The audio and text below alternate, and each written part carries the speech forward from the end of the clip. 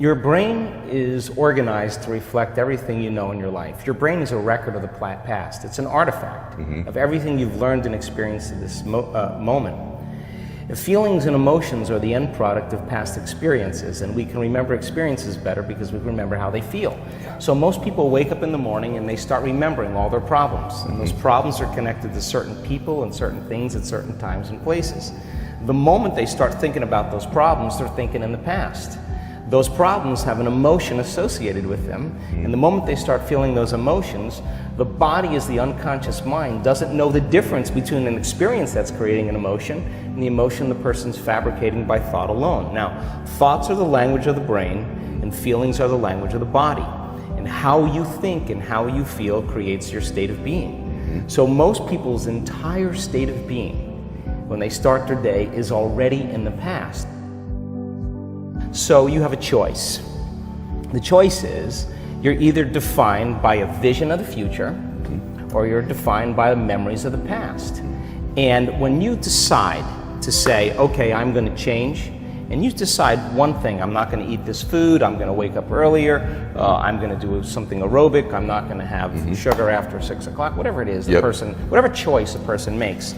The moment you make a choice to do something differently, and the hardest part about change is not making the same choices you did the day before, get ready, because it's going to feel uncomfortable. It's going to feel unfamiliar. There's going to be some uncertainty and unpredictability, and that's the moment the game is on. Yes. So then most people, their body has been conditioned emotionally to be the mind.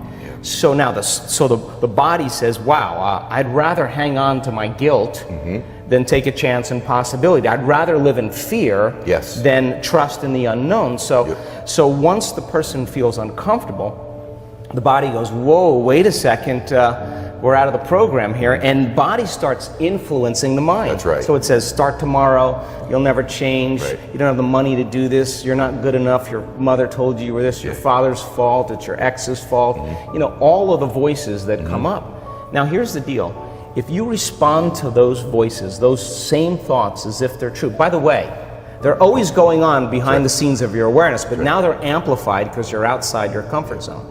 You believe in that thought's going to lead to the same choice, which is going to lead to the same behavior, which is going to create the same experience and produce the same emotion, and the person's going to say, this feels right. No, that feels familiar. Going from the old self to the new self is a neurological, it's a biological, it's a chemical, it's a hormonal, it's a genetic death of the old self.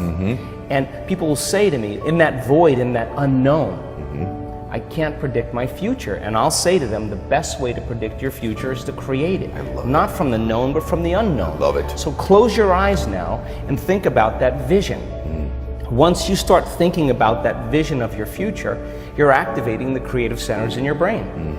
And naturally, you begin to think about putting yourself in the scene. Yes. And the act of doing that, when you're truly passionate and truly present, the moment you're defined by that vision, when the thought in your mind becomes the experience, you begin to feel the emotion of the event before it's made manifest. Now, you're giving your body a sampling, a taste of the future.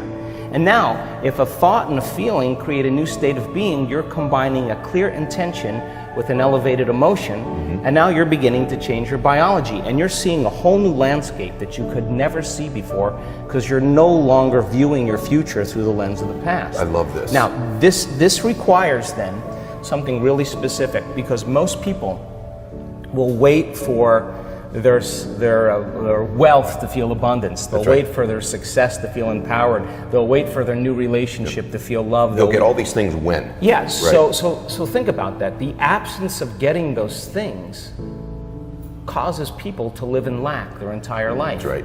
And so they're waiting for something outside of them to change how they feel inside of them. And if they're not creating a new life, then they're not applying the proper principles, then they keep all their manifestations, all their dreams at arm's length.